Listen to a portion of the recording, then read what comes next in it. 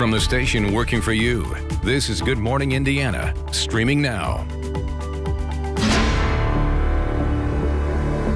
It's Monday, January 4th, right now on Good Morning Indiana. You can go out and about, like you can wear a mask, you can go to the mall, you can get on a plane to go to another state, then you can go to school 5 days a week is how we feel. Some students in Marion County are heading back to the classroom today. This morning, how families are dealing with the unprecedented school year. Last year brought protests over social justice and a pair of deadly officer-involved shootings. Now 2 state senators want IMPD under new control. Working for you, how they hope to rebuild trust within the department and the community. It's a familiar sound that is now being used to keep people safe and healthy. Only on WRTV, the latest effort to deal with COVID concerns. Good Monday morning here on Good Morning Indiana, the first Monday of the new year. Raphael, it feels good to step into 2021, I'll say. Megan, happy New Year to you. Our Lauren Casey is off today, and Todd Clausen just received a text from one of our longtime viewers, Lois Self, and she says, Todd looks dapper this morning. I texted back and said, what about the rest of us? And she said, yes, Todd looks good. Well, Megan so always Lois looks... says you look good. You know, Megan always looks good, Raphael. Oh, thanks, Maybe man. it's just the tie. She likes the tie. You haven't put a tie on yet this morning. But you always look dapper, you know, especially there on New Year's Eve with the wardrobe changes all the time. That was great. Well, you can text her back and say, I say thank you. Or if she's watching, thank you very much. Outside right now, we are dealing with temperatures that are in the 20s in most locations. A few 30s here to the north. The difference, clouds to the north, clear skies to the south where the skies are clear. Temperatures are cooler. 23 in Bloomington, 28 is the current temperature right now in Indy. One thing I've been watching and explaining to you here this morning is we've been watching this fog. There's been dense fog advisories throughout the overnight hours in Illinois. It's now starting to make its way into portions of central Indiana. Notice the visibility in Lafayette down to 0.3 of a mile. So if you live in Lafayette or if you're traveling up I-65, just know you may run into some patchy fog. It's not an issue here across the rest of central Indiana. And here is the view in downtown Indianapolis. And you can see the clouds are in place, but visibility, again, is unlimited. Here's the clearing line trying to work its way to the north this morning. And I do think we see some sunshine throughout the day today, and we do remain completely dry. That is the good news. And with the sunshine, temperatures not bad. Will be pretty seasonable for this time of year. Mid-30s here by the noon hour with high temperatures. Today, Megan, topping off right around 40 degrees. Thanks, Todd. Well, this is a look outside at I-70 at West Street. Just east of this location, there's a crash on the ramp from I-65 southbound to I-70 westbound. Because our traffic camera is down in that area, we can't see it right now, but this is as close as we can get for this point in time. You can see things moving slowly right now, or moving well right now, and that crash involves at least 2 cars, so this may cause some backups in the area. We'll continue to monitor it as the morning goes on. And several school systems are returning to in-person learning for the first time since November due to the coronavirus, Raphael. So slow down for those school buses here in central Indiana. WRTV's Kelsey Anderson joins us live this morning with plans to deal with the ongoing COVID challenges. Kelsey, good morning. Hey, good morning, Raphael. So we're here outside of Southport High School, just one of many schools that are opening their doors today for in-person learning for the first time since November. So one of the districts heading back to the classroom today is Perry Township, and students in kindergarten through 5th grade, they will be back in the classroom Monday through Friday. That's full time. And students in 6th through 12th grade, they're going to be on that hybrid schedule. And other students, including Nick and Alex Frank, they can start the 2021 on a completely virtual schedule. We spoke to Nick, who's a senior at Southport High School, and he says he was previously on the hybrid route, but he was able to do his senior season of cross country and was planning to play basketball this year, but he's now decided to switch to the virtual option for his own health and safety. Like, they're doing the same things they do online and in person. It's just like preparing me for college, like being like dependent on myself and like getting all my work done and like figuring out myself. It's got to the point that we are concerned for their health and their safety. Parents, you have to trust that they're checking their students before they put them on a bus. And by the time they get to school, they've already been exposed to other staff and students. And you have no say in that. until, you get a phone call saying that they've been exposed.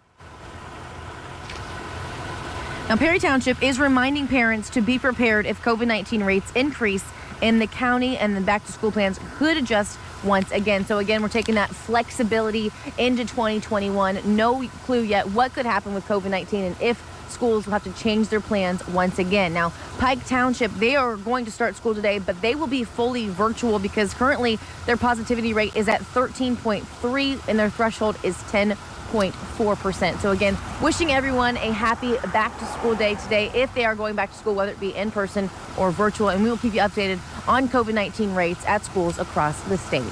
Reporting live, Kelsey Anderson, WRTV. Kelsey, thank you. We continue to cover education this morning here on Good Morning Indiana. Tomorrow, students in the Hamilton Southeastern school system will begin their second semester virtually. Last month, the Board of Trustees voted to keep all students there out of the classroom all the way through January the 15th. This, as the Fishers Health Department says, the current community risk is at level 4 or severe risk. According to the health department, about 20% of their ICU beds are available and daily hospitalizations remain high. The school board plans to reassess the situation at next week's meeting. Across the state, cases of COVID-19 are still on the rise. Over the weekend, state health officials reported more than 8,400 new cases of the virus. To date, 526,071 Hoosiers have tested positive for COVID-19. The state's 7-day positivity rate is now at 14.7%. State health officials also reported an additional 56 Hoosier deaths. Since March, 8,111 Hoosiers have died with the virus. Raphael. Another grim milestone, the national death toll from the pandemic now stands at more than 350,000 Americans. For context, that's more than the entire population of the city of Fort Wayne.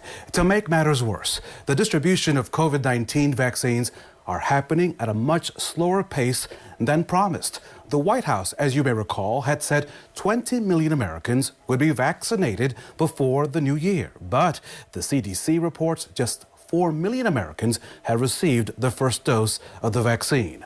According to the agency, about 13 million doses of both Pfizer and Moderna's vaccines have been distributed across the country. Meanwhile, the FDA is meeting this week to consider giving half doses of the Moderna COVID-19 vaccine to people ages 18 through 55.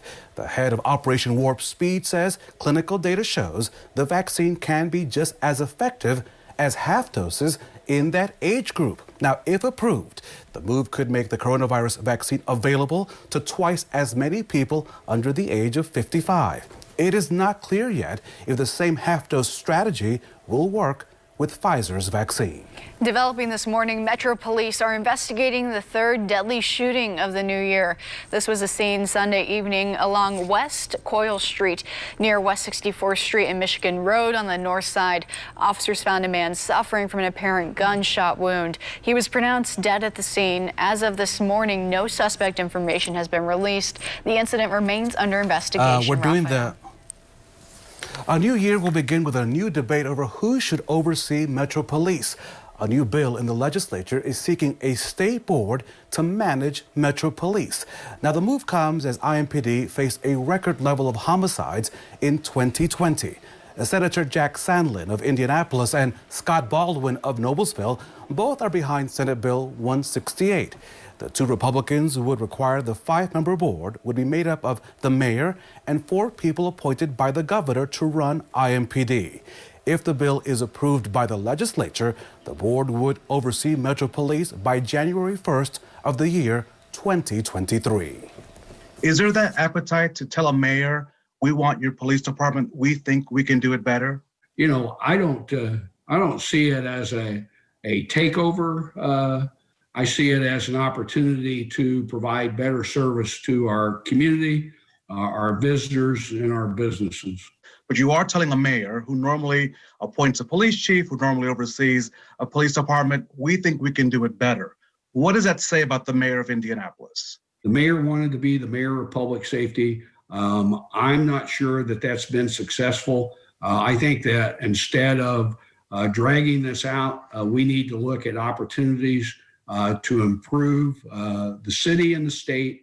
And this is a recommendation that's been filed in the legislature. So what is your message then to the workforce, the 1,700 men and women, the city's finest, who will now be looking at this in this new year? What do you say to them? You cannot have a good police department. You cannot have good community relations, in my opinion, unless you have trust on all sides of that. And this is a way to kind of reestablish or rebuild the trust among the community and the police department and help professionalize the department at the same time. Senator Sandlin, thank you for joining us. I appreciate your time and Happy New Year. Happy New Year. Thank you. Again, if the bill makes it all the way through the State House, the board would take over January the 1st of the year 2023. Now, years ago, a similar attempt to run the newly created IMPD when it was merged with the Sheriff's Office was created with a board. That was tried, and that also then was dropped. All I want to do is this. I just want to find 11,780 votes, which is one more than we have. A push by President Trump to overturn Georgia's election results caught on tape. Straight ahead, what he is now saying about that phone call and reaction from lawmakers across the country. Todd. And Megan, as we kick off of the new work week, we're starting off with pretty quiet conditions here across central Indiana. There's just a little bit of patchy fog out there, but there is a weak disturbance that is off to our west. You can see a little bit of mixed precipitation stretching from Minneapolis down to Kansas City. That arrives by this time tomorrow, and some of us could see some light snow accumulation. We'll break that down for you and the rest of this first full week of 2021 coming up when Good Morning Indiana continues right here on WRTV. It's a name you can trust. Welcome back. Developing this morning, President Trump heard in a newly released audio recording pressuring election officials in Georgia to, quote, find more votes and overturn his election loss in the state. The call comes as a growing number of Republicans plan to challenge President-elect Joe Biden's victory. ABC's Elizabeth Schulze has the very latest from Washington. In an hour-long phone call, President Trump is heard urging election officials in Georgia to reverse his loss to Joe Biden. So, look, all I want to do is this. I just want to find 11,780 votes, which is one more than we have, because we won the state. During the recording of the call Saturday, first obtained by the Washington Post and then by ABC News, President Trump pushed Georgia's Republican Secretary of State Brad Raffensperger to recalculate the vote. Georgia's ballots have already been counted 3 times, confirming Biden's win. And there's nothing wrong with saying that, that you've recalculated. Well, Mr. President, the challenge that you have is the data you have is wrong.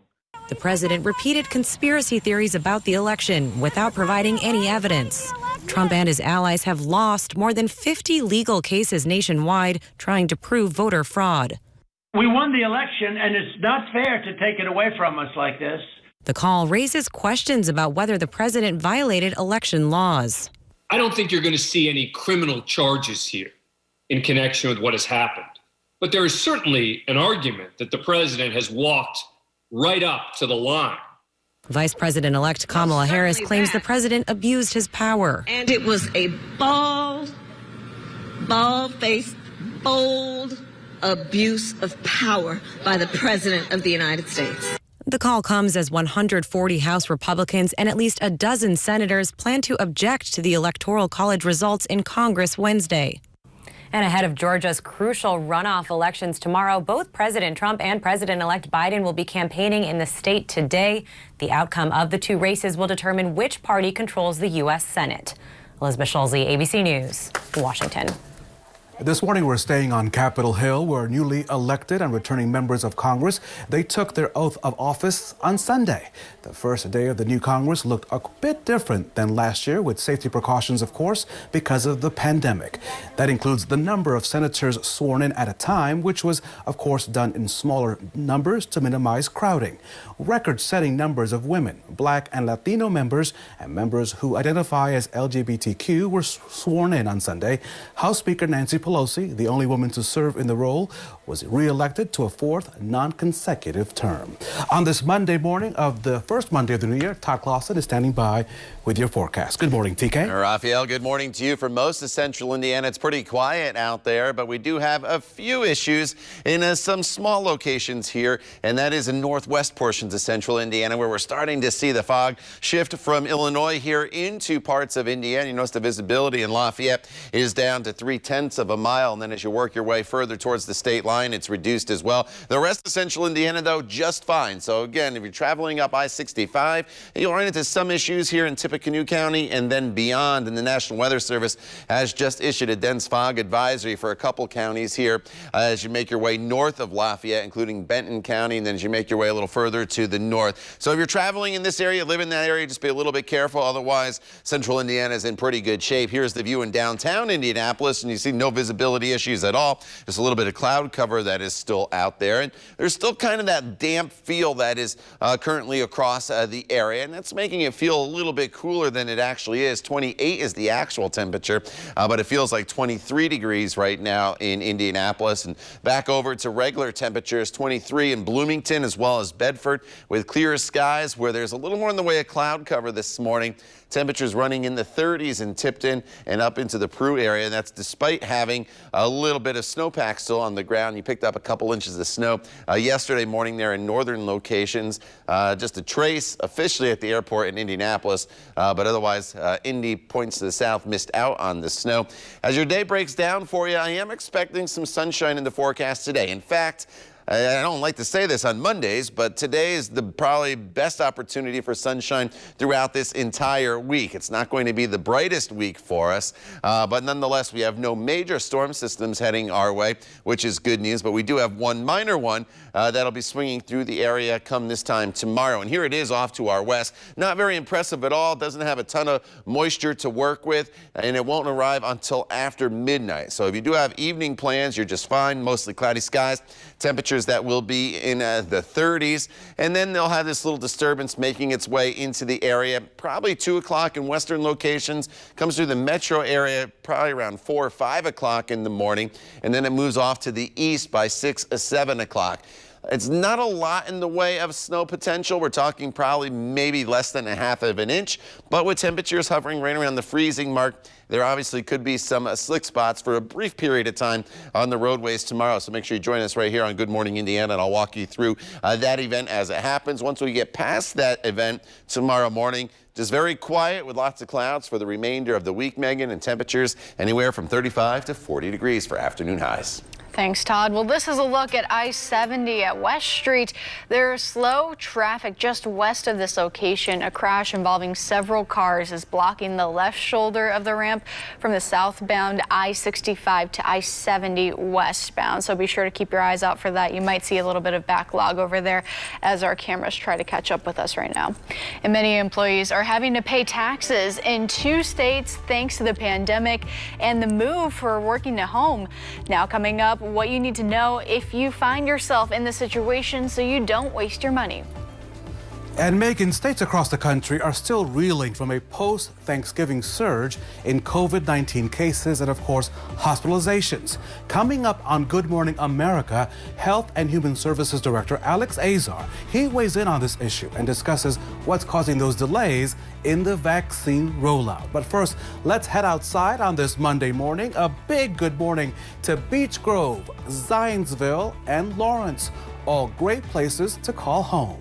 You're watching Good Morning Indiana right here on WRTV. WRTV.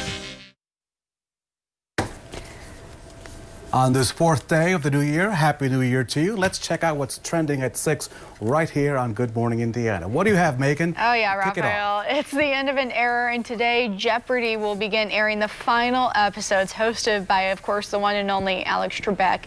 The iconic host died in November after battling pancreatic cancer. 5 episodes recorded before his death last month will air between today and Friday. The final episode will feature a special tribute to Trebek. He hosted more than 8,000 Jeopardy episodes, and a permanent replacement replacement for Trebek has not been named yet. A series of guests will appear, though, on the show beginning next week, starting with legendary contestant Ken Jennings. Are you a Jeopardy fan, Raphael? I am a Jeopardy's fan. I don't know any of the answers, but I think it's cool that there's so many smart people across Indiana and the country. So, but it's a great program. So, Megan, are you overseeing negativity online or watching the clock at home as some quarantine orders stay in effect? Because if you are, there's a new business in Warsaw, Indiana, which is just north of Indianapolis, about 2 hours away, just for you. You see, Ashley Finney and her family, they recently opened Rage Therapy. What is Rage Therapy? Well, you can take out all of your frustrations and pulverize your problems by smashing things in a rage room. Check it out. Finney says it's a good way to let loose physically and mentally.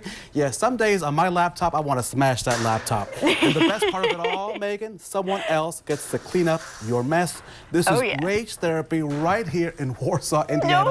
Yeah, hit that clock, hit that computer. Look at it go. Yeah, the video, man, oh man. All right, well, Raphael, there are several things we would like to leave behind in 2020, including some words and phrases, of course. Lake Superior State University has released its annual list of words that should be banished, and some of the selections won't really surprise you. Among them, COVID-19 and social distancing.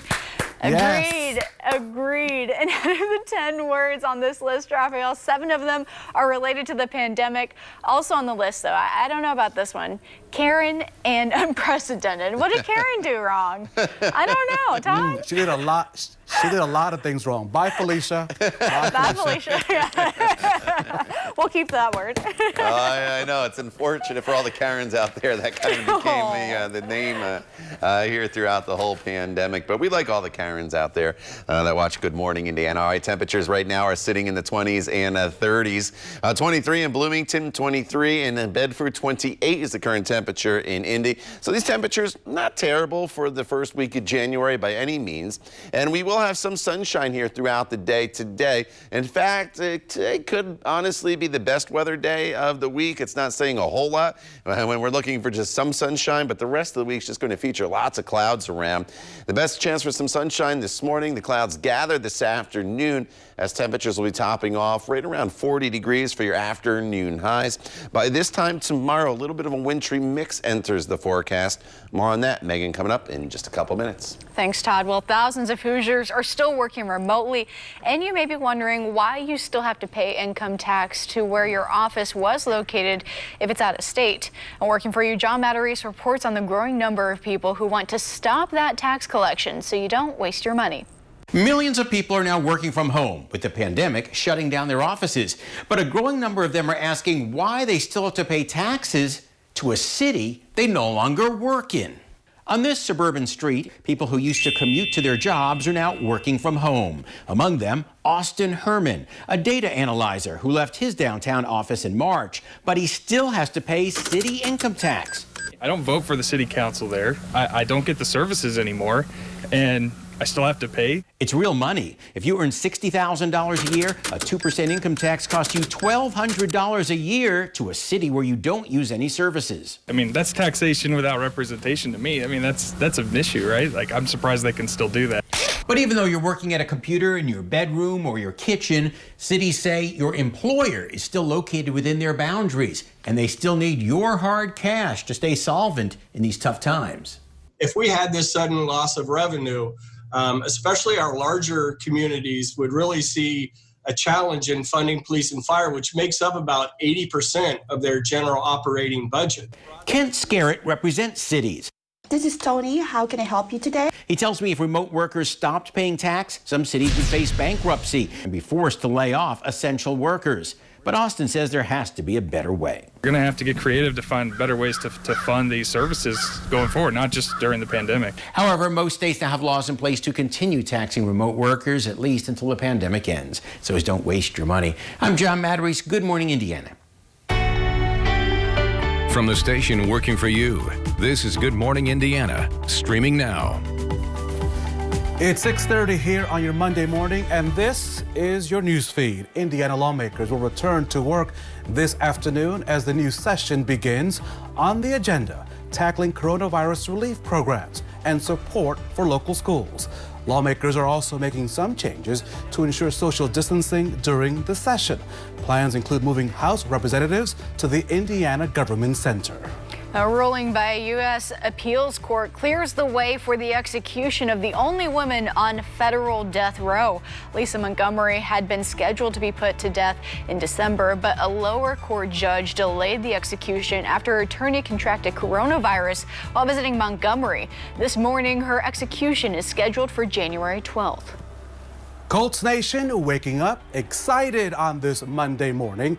The Horseshoe is playoff bound after beating Jacksonville on Sunday. The win earned the team an AFC wildcard spot. The blue and white last earned a playoff berth back in the year 2018. The Colts will play in Buffalo on Saturday. You can find reaction from the team in the sports section of the WRTV app. And on this Monday morning, of course, Megan and I are wearing our blue to celebrate that win and to, of course, encourage a Saturday win. And Todd Clausen, all Christmas decorations are down. We are ready for 2021. Come on, baby. Wow. I know, I got to work on taking mine down. I like to leave the outdoor lights on just a little bit longer. And honestly, I just wait for a warmer day before I want to take them down. So they're staying on for a little bit longer, but I'm the same way. I take the inside Christmas decorations down right after the new year outside right now.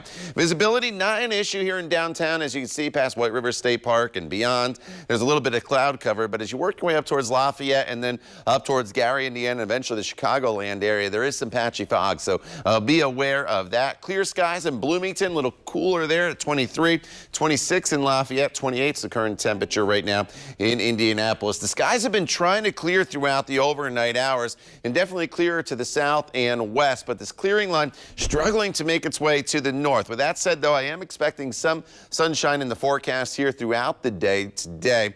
And then this weak little system that's off to our west, it's more of a front than anything, is going to swing through the area as we work our way into the overnight hours, and that's going to bring a little bit of a light wintry mix, but that is tomorrow morning. This morning, your commute, it's just chilly out there. Some sunshine this afternoon, highs up near 40 degrees, and then the clouds will gather later again this evening. More on that light wintry mix for your Tuesday coming up in just a couple minutes. Megan.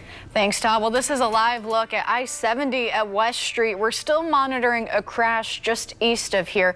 It's on the ramp from I-65 southbound to westbound I-70. That crash is blocking the left shoulder. So far, it is not causing any major backups, but you want to be sure to keep an eye out for that if you head out on the roads this Monday morning. Raphael? Megan, in the news this morning, nearly 7 months after her son was shot and killed in Indianapolis, a mother is calling for better communication from Metro Police. A 20-year-old son, her son, Chandler Bussey, was killed on June the 12th at Arsenal Park. His mother, Melissa Jude, says there have been no arrests in this case. She also says she hasn't been able to get in touch with a detective on the case. Jude says she found out that other victims' families are also having similar problems. She says that's one reason they're planning a peaceful protest today outside the city-county building. We're grieving, and most of us, it's our first holiday without our kids, and it's something that a lot of them probably can't imagine how it feels. Listen to us. Do they know the lack of communication that really goes on? And just understand our frustration with how a lot of these investigations are going, and we are just left to feel as if, our kids don't matter or they don't care. Jude says the mothers are also calling for better protection for witnesses.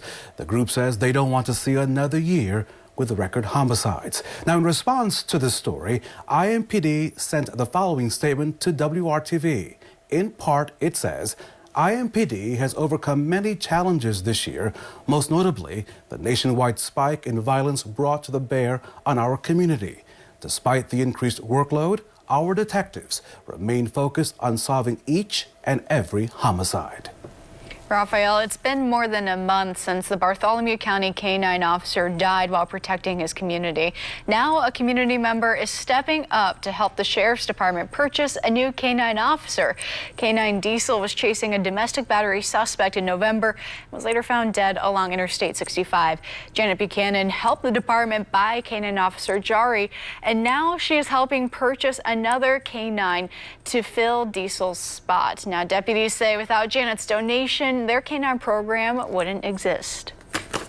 We're working for you this morning with a traffic alert. Of course, our Lauren Casey will be back tomorrow to help us through this. State Road 37 is now closed through Martinsville in Morgan County, and it will stay that way for most of this year.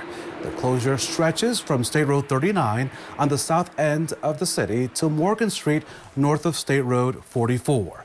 A new access road in the area connects New Harmony Road at Cragen Road with Centennial and Egbert Roads. Now, the detour will get you around this quite lengthy area, so you'll want to leave plenty of extra time this morning and for the rest of the several weeks to get around this detour. Drivers need to follow State Road 39 all the way through Martinsville to State Road 67 and head north and then cut back over to State Road 37 by using State Road 144 near Mooresville. Again, Lauren will be back tomorrow to get us through all of this construction zone throughout the rest of the day and, of course, the rest of the year. Megan? Thanks, Raphael. Well, students in Marion County are allowed back in the classroom for the first time since November. We're just minutes away from learning how districts are preparing to bring students safely back to the classroom.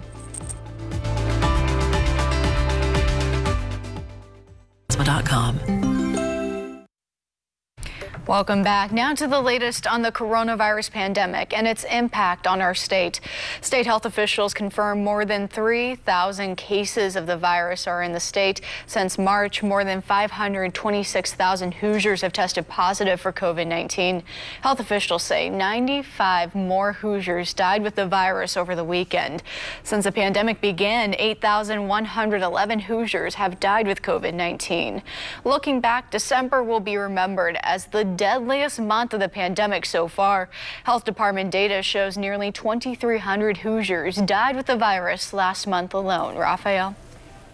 So, Megan, it is back to school for thousands of kids right here in central Indiana this morning. And WRTV's Kelsey Anderson is live with why the return to the classroom is such a big deal on this Monday morning. Kelsey, good morning. Hey, good morning, Raphael. So you can see behind me, buses and teachers and students are starting to roll in here at Southport High School for the first time since November as they open the doors to students to have in-person learning here at Southport High School. So one of the districts heading back to school today is Perry Township, and students in kindergarten through 5th grade, they will be back in the classroom Monday through Friday full time. And students in 6th through 12th grade, they're going to be on that hybrid schedule with the option to be full virtual if they want. Now, e-learning is proving to be a challenge for some students, and we talked to a mother who says her son needs that extra assistance, and she feels comfortable sending him and his brother back to school.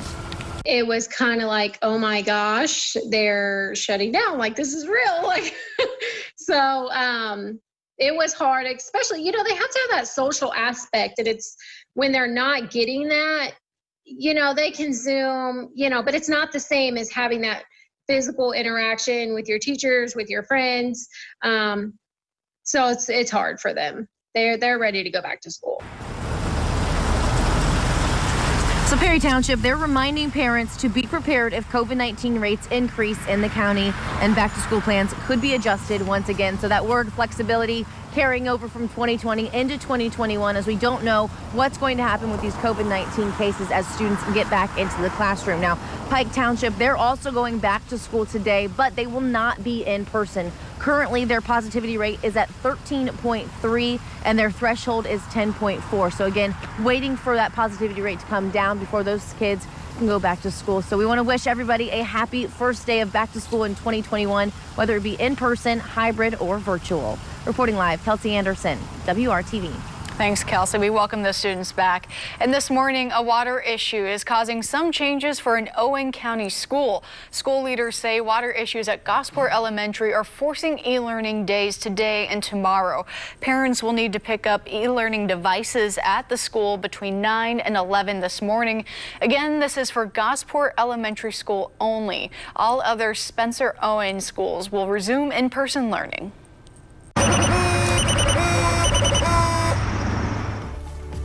What began as a trial run will be the new way of doing business to address COVID concerns. Still ahead here on Good Morning Indiana, I'll show you the system meant to keep people safe and healthy in this new year. But first, let's check in with Todd Clausen. Good morning, TK. Raphael, good morning to you. It's the first full week of 2021, and temperatures are going to be pretty seasonable throughout the entire week, anywhere between about 35 and 40 degrees. We have one storm system to talk about, if you want to call it that. It's more of a weak disturbance coming through that arrives around this time tomorrow. That could bring us a light wintry mix. That and our look at the rest of your forecast as we head into the weekend as well, coming up when Good Morning Indiana continues right here on WRTV.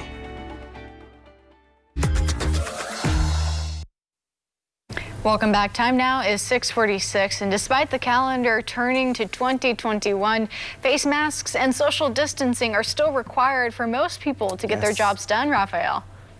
And of course, Megan, every workplace has their own practices, and I found one workplace using a paging system to tackle COVID concerns. The flashing circle of lights are part of the latest tool to keep people safe and healthy. You're here for an initial hearing. New charges: operating while intoxicated is a misdemeanor. Mark Lloyd is the city court judge in Franklin. Zoom meetings are commonplace. But the buzz outside his courtroom is the new paging system. Every lawyer and person with a court date gets a pager. It's similar to what people get while waiting for their table at their favorite place to eat. We have an obligation not only to my staff and their safety, but also to the public safety. The courts throughout the state of Indiana have been struggling with that issue. So once you've exited city court, of course, you have your pager. And much like in a restaurant, you have to wait till your beat. When you get the beeping sound like you're hearing right now, can you hear that? That means that the court is ready and your case is ready for you to come in. So people waiting in their vehicles then come in to challenge their case or pay their fee without fear of crowded hallways or a packed courtroom in this age that demands social distancing. Anything that we can do to continue to move cases forward through the system, take care of justice, due process, and what we need to accomplish requires some creativity in this unique environment. While those behind bars continue to zoom in. Penalty for the A misdemeanor is up to a year in jail. Others wait to be paged, letting the lights be their guide. Working for you, Rafael Sanchez, WRTV. And of course, the paging system costs about $600. The judge expects to use that system all the way through the spring. And of course, he tells me that Zoom hearings will continue for a long time. And Todd, I think I'll be home here in the living room through the spring. Hopefully, we'll see some spring-like temperatures sometime soon. I don't expect them today. Yeah, they're not coming today or really this week, Raphael. We're going to be running seasonable temperature-wise, though, so it's not terrible. We're not talking about any Arctic air, so that's always good news in January because we know we can get it this time of year. This morning, once the sunrise happens, there'll be some sunshine out there, but there's also a little bit of patchy fog out there, especially in northern locations. Lafayette, your visibility is down below 1 mile. The rest of central Indiana is just fine. As far as the afternoon, as we do work some sunshine in before the clouds quickly come back this evening. But today, unfortunately, it's the start of the work week, is probably the best opportunity for some sunshine. Once we get past today, the rest of the week, I hate to say, is going to be rather cloudy all across the area with only some peaks of sunshine here or there. 30 in Peru right now, 31 in Tipton as you work your way south where the skies are clearer, temperatures are colder. 23 this morning in Bloomington. It's 23 as well in Bedford and Lafayette. You're sitting at 26 degrees with a little bit of that patchy fog. Our temperatures will hold pretty steady here throughout the morning hours until the sun comes up. And then you notice our temperatures will moderate into the mid-30s by the time we get to the noon hour. We've been watching this clearing line, and it's slowly inching its way to the north, just now approaching the metro area. For those of you in northern locations, unfortunately, you'll probably deal with more cloud cover throughout the entire day. The further south you are, your temperatures will be a little bit warmer. In fact, I do think Bloomington, Bedford, Seymour, Greensburg, you probably climb up into the low to mid 40s later on this afternoon. And this is our weather maker for this time tomorrow. It's just a weak little front that's going to be coming through the area, but it may have enough moisture with it to put down just a quick coating of snow in some areas. Again, that is tomorrow morning. Today, here are your high temperatures with those partly to mostly cloudy skies. 39 in Frankfort as well as Anderson and Muncie. Right around 40 here in the metro area, and here's those temperatures to the south that are going to be slightly warmer. 45 in Bedford, a pair of 4s in Columbus as well as Bloomington. This evening, we're still dry, no weather issues, mostly cloudy skies, temperatures falling down to right around the freezing mark. But here comes that wintry mix overnight. Again, it's not super impressive, and it's just in and out of here. It's a quick shot as it makes its way from west to east across the state. And so the timing isn't great because it's coming in during the morning commute. So make sure you join us tomorrow morning. I'll walk you through the event, let you know where it's snowing, where it's not snowing, how much snow is falling. But we're only expecting less than a ½ inch of snow as that band makes its way through the area with temperatures that'll be right around freezing. And here are those specific snowfall totals. And again, it's not much, a couple tenths of an inch. Obviously, enough that could slicken up the roadways in spots, not enough, though, that you're going to have to break out the snow blower or even the snow shovels. You could probably just brush it off your car very quickly and your driveway as well as the front steps. The rest of the week, as I mentioned, just mostly cloudy skies, Megan, and temperatures anywhere from about 35 to 40 degrees. Thanks, Todd. Well, it appears to be no slick spots out there this morning, but take a look at this. It's our camera view from I-70 at West Street. There's slow traffic just west of this location. A crash involving several cars is blocking the left shoulder of the ramp from the southbound I-65 to I-70 westbound. We're starting to see some minor backups on I-65, so you want to watch out for that crash. And if you're taking that area of the commute this morning, be sure to drive slow. And attention, Bachelor Nation, the show's brand new season kicks off tonight. Coming up, the man about to give out those roses, Matt James, will be live on Good Morning America. Plus, Colts fans are giving their thanks to Buffalo this morning. Coming up, the generous way fans are thanking the Bills for their win on Sunday. You're watching Good Morning Indiana on WRTV.